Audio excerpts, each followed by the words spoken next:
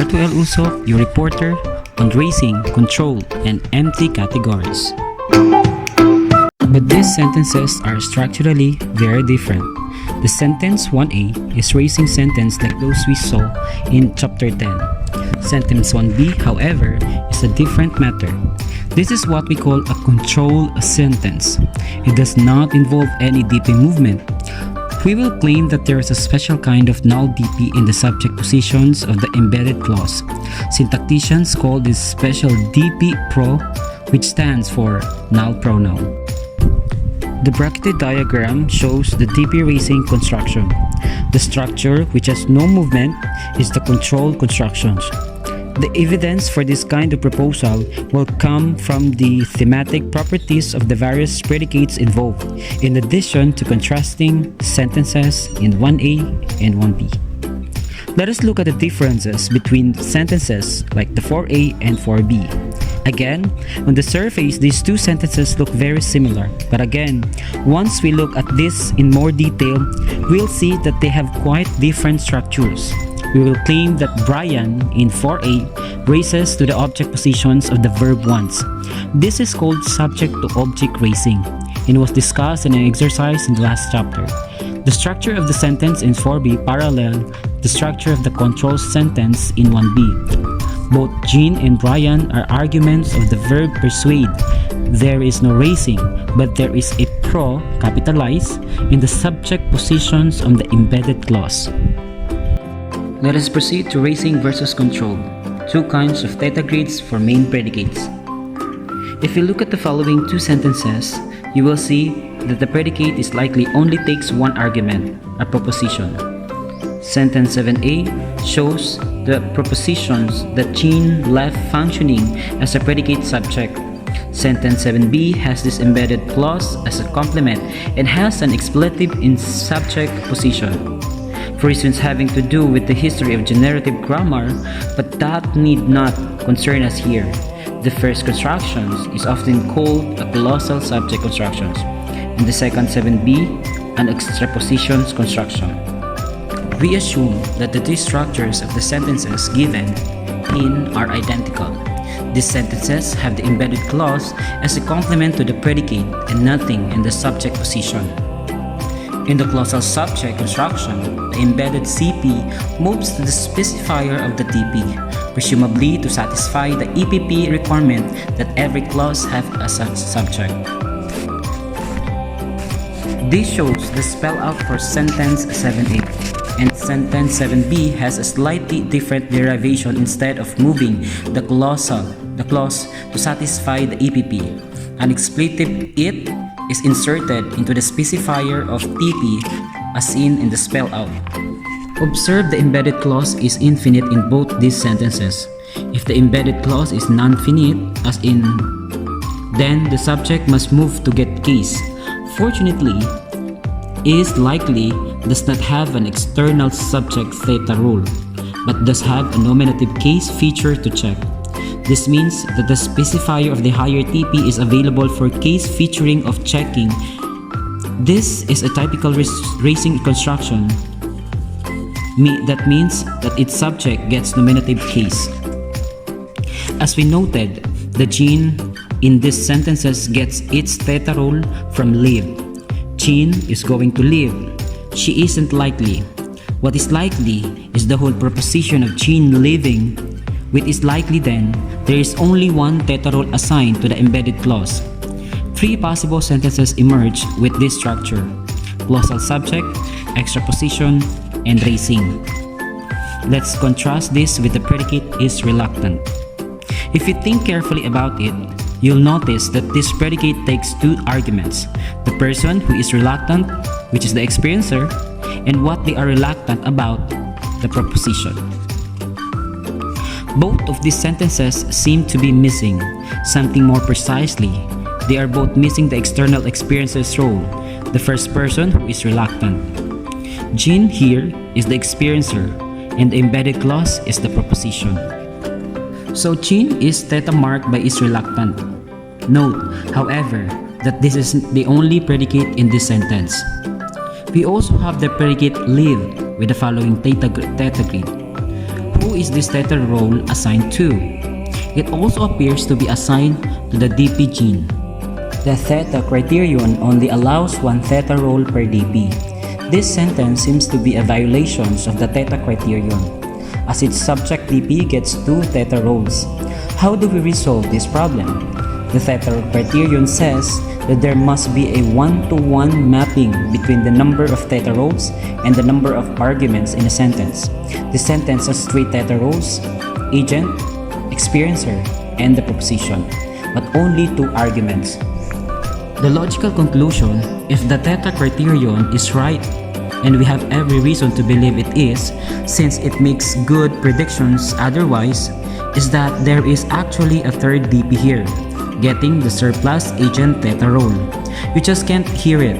This DP argument is called pro, written in capital letters.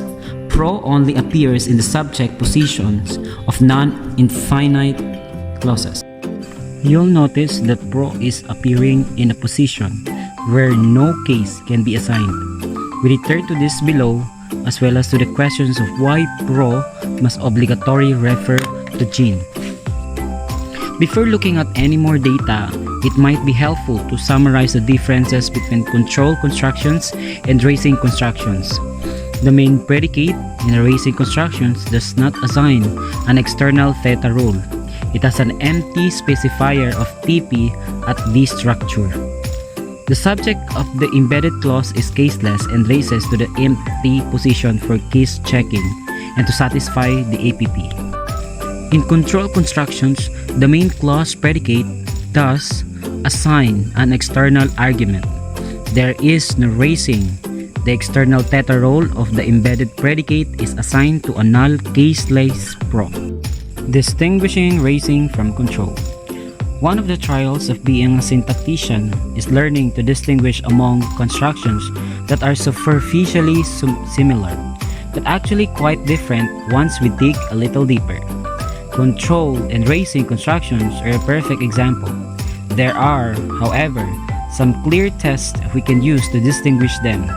First, note that whether you have a racing or control constructions is entirely dependent upon the main clause predicate. Some of main clause predicates require racing, others require control, and a few rare ones can require both. The tests for racing and control then mostly have to do with the thematic properties of the main clause predicate. To see this, we'll contrast our two predicates is likely, which is a racing predicate, and is reluctant, which takes a control constructions.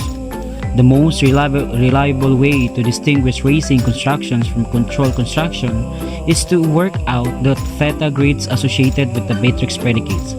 If the matrix predicate assigns an external theta role, the one that is underlined, the one that appears in subject positions, then it is not a racing construction. Take for example, contrast the role of gene in these two sentences. In the second sentence, is reluctant is a property we are attributing to gene. In 22a, however, there is nothing about gene that is likely.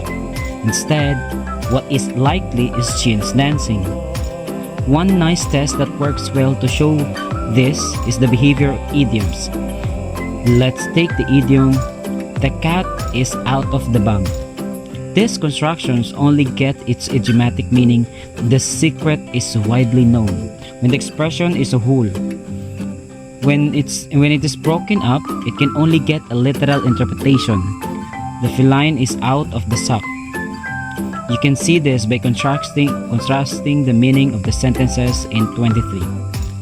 Sentence 23b does not having the meaning, the secret is widely known. Instead, our first reading of this sentence produces a meaning where there is actual cat releasing going on. The subject of an idiom must at some point be local to the rest of the idiom for the sentence to retain its idiosyncratic meaning. We can use this as a diagnostic for distinguishing racing from control. If this structure is the level at which we interpret idiomatic meaning, then we should get idiomatic meanings with raising constructions. With control constructions, on the other hand, the subject of the main clause is never in the embedded clause. So we don't expect to get idiomatic readings. This is borne out by the data. We can thus use idiom chunks like the cat to test for raising versus control. If you get an idiomatic reading with a predicate, then you know raising is involved. What is pro?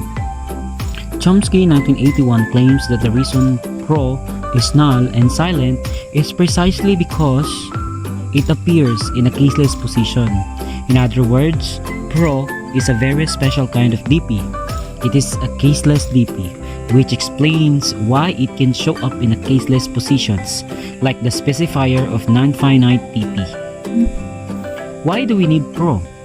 If we didn't have pro, then we would have violations of the theta criterion. Notice that we are doing here is proposing a null element to account for an apparent hole in our theory. A violations of either the theta criterion or the case filter. There is good reason to be suspicious of this. It seems like a technical solution to a technical problem that is raised only by our formulations of the constraints. Nonetheless, it does have a good deal of descriptive power. It can account for most of the data having to do with embedded infinitival clauses. Until a better theory comes along, the pro hypothesis wins because it can explain so much data. Let us proceed to raising versus control. Two kinds of theta grids for main predicates. Consider the verb want. Want can take an accusatively marked DP. Want can also take an infinitive CP complement. Sentence is an instance of a control construction. This flexible verb can also show up with both an accusatively marked DP and an infinitive complement. Think carefully about the theta grids of the verbs here. Jin is the agent of dance. I is the experiencer of want. And the proposition Jin to dance takes up the second theta role of want. Notice that Jin does not get a theta role from want. It only gets one from dance. This means that this is not a control construction. You can see this if we apply our idiom test to the sentence.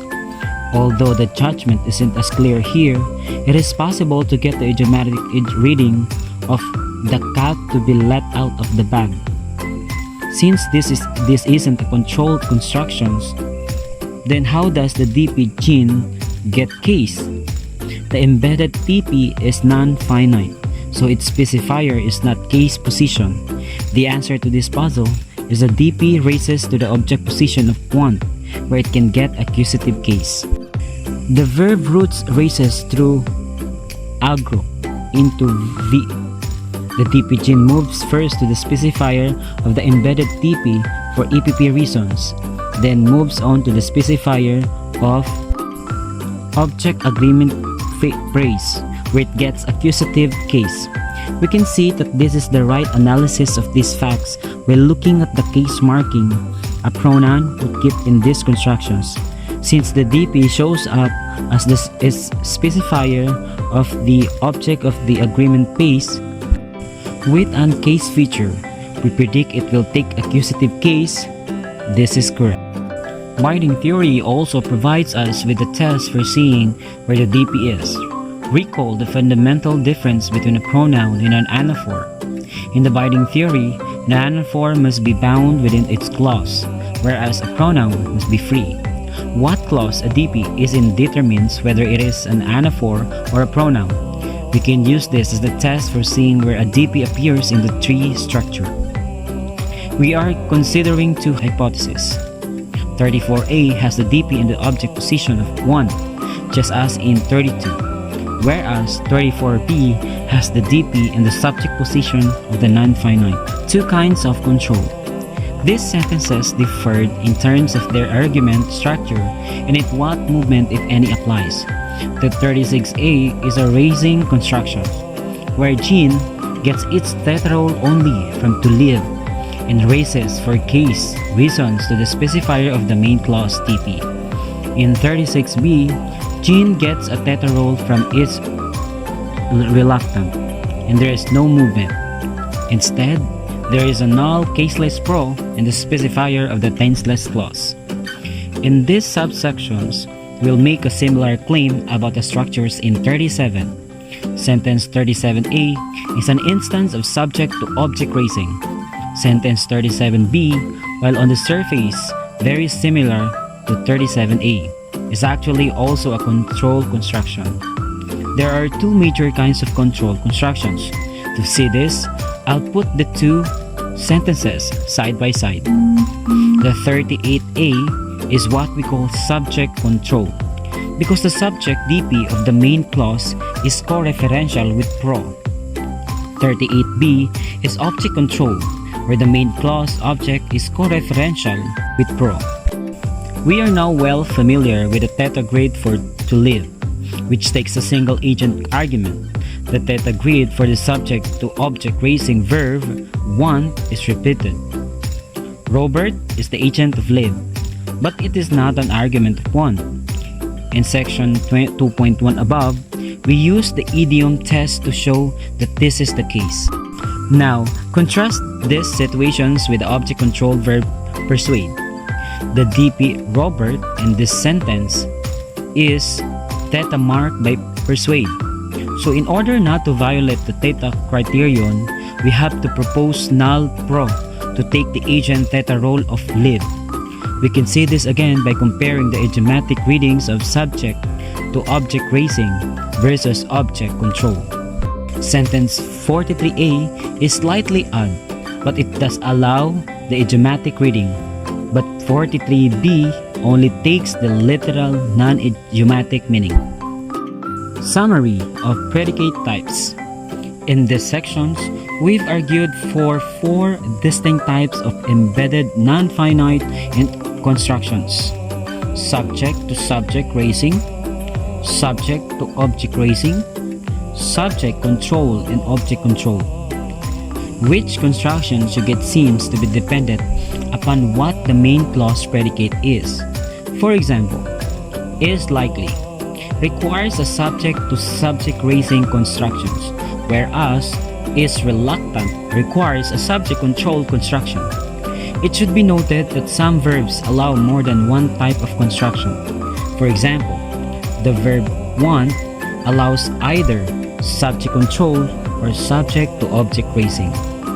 An example of these types is given in 45 and a summary of these properties in 46. Jean is likely to live. This is subject to subject racing because main clause predicate has one theta role to the prepositions and no external subject theta role. DP movement of embedded subject to the specifier of TP for EPP and case, and it allows idiomatic reading and allows extra position. Jean wants Robert to live. This is subject to object racing because main clause predicate assigns 2 theta roles, an external agent or experiencer, and a proposition. It is also because main clause predicate has an case feature. DP movement of the embedded clause subject to the specifier of object agreement praise for case reasons. It also allows idiomatic readings. Jean is reluctant to live. This is subject control.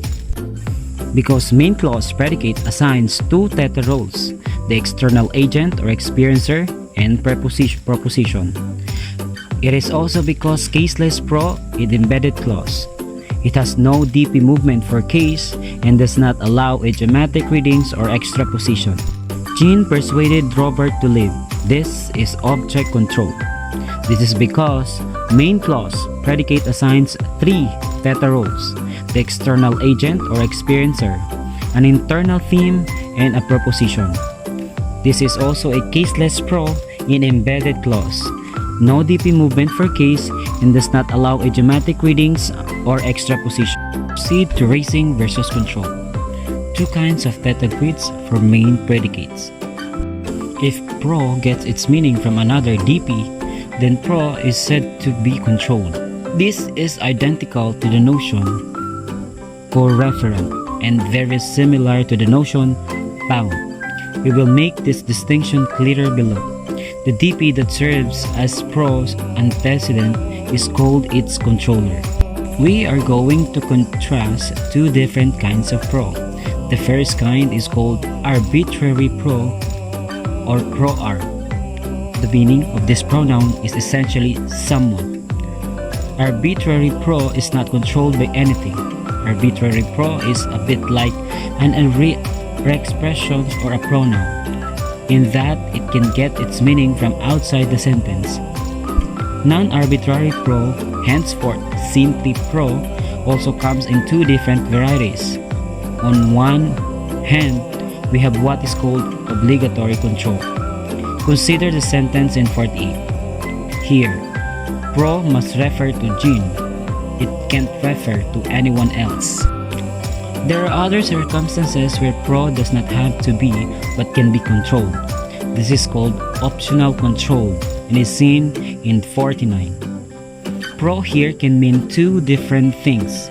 It can either refer to Robert or it can have an arbitrary pro reading. This is indicated in 49 within the subscript J. You can see this by looking at the binding of the following two extensions of this sentence. In 5a has the controlled meaning as seen in the binding of his. 50b has the arbitrary reading as seen by the presence of one's. With this in mind, let's return to the central questions of this section. Is pro an anaphor, a pronoun, or an R expressions must always be free? Pro is only sometimes free, not controlled. This makes it seems more like a pronoun. Pronouns can be both free or bound. The data in 49 seems to support this. Pro is behaving very much like a pronoun compared to 49 to the pronoun in 51. You'll notice that the indexing on 51 which has a pronoun is identical to the indexing on pro in 49. We might hypothesize then that the pro is pronoun. This can't be right, however. Recall that we also have situations where pro must be bound or controlled, as in the obligatory control sentence, Jean tried to behave. This makes pro like an anaphor, since anaphors are obligatorily bound. Since the distribution of pro does not lend itself to the binding theory, an entirely different module of the grammar has been proposed to account for pro. This is called control theory. Control theory is the bane of professional theoreticians and students alike. It is, quite simply, the least elegant part of syntactic theory. If you draw the tree for 52, you'll see that while the whole DP, Jean's father, C commands pro, Jean by itself does not. The fact that Jean cannot control pro strongly suggests that there is a C command requirement on obligatory control, as argued by Williams 1980. This is said, the structure of the sentence doesn't seem to be the only thing that comes into play with control. Compare now a subject control sentence to an object controlled one. In both sentences, pro must be controlled by Robert. Pro in 53b cannot refer to Susan. This would seem to suggest that the closest DP that commands pro must control it. In 53a, Robert is the only possible controller, Susan and Robert. But only Robert, which is structurally closer to pro, can control it. This hypothesis works well in most cases, but the following example shows it must be wrong. In this sentence, it is Jean doing the behaving, not Susan. Pro must be controlled by Jean, even though Susan is structurally closer. So structures doesn't seem to be the only thing determining which DP does the controlling. One hypothesis is that the particular main clause predicate determines which DP does the controlling. That is, the theta grid specifies what kind of control is involved. There are various ways we could encode this. One is to mark a particular theta role as the controller. Sentences 56C and D, however, shows the subject control. The pros in C must be controlled by the subject Luis. The difference between A and the B sentence seems to be in the nature of the embedded clause. Another kind of null subject, little pro. We made the claim that all sentences require subjects and encoded this into the EPP. However, many languages appear to violate this constraint. Take for example these perfectly acceptable sentences of Italian. The subject DP in these sentences seems to be missing, but there is no ambiguity here. We know exactly who is doing the talking.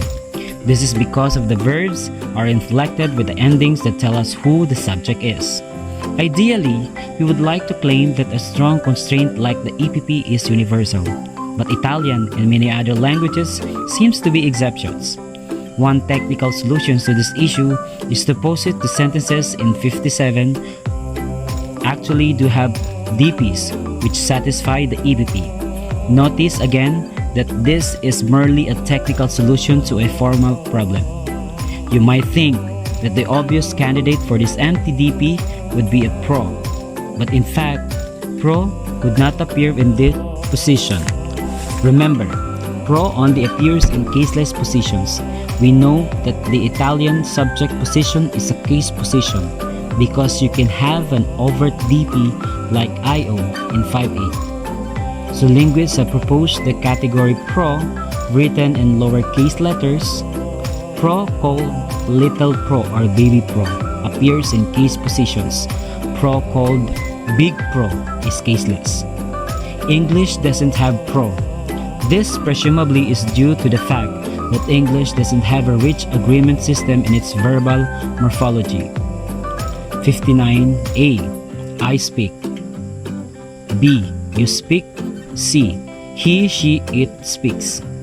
D. We speak. E. They speak. In English, only third-person forms of verb take any special ending. One of the conditions on pro seems to be that it often appears in languages with rich agreement in morphology. That means that we use to encode variations among languages should now be familiar parameters. We use this device here again in the null subject parameter, which governs whether or not a language allows pro. Italian has this as switch turn on. English has it set in the off position. In summary, compared subject-to-subject raising constructions to subject-control constructions and subject-to-object raising constructions to object-control constructions, the issue of what kind of DP Pro is saw that it didn't meet any of the binding conditions and suggested it is subject instead to control theory, comparing two different kinds of null subjects categories, pro and pro. Thank you for listening.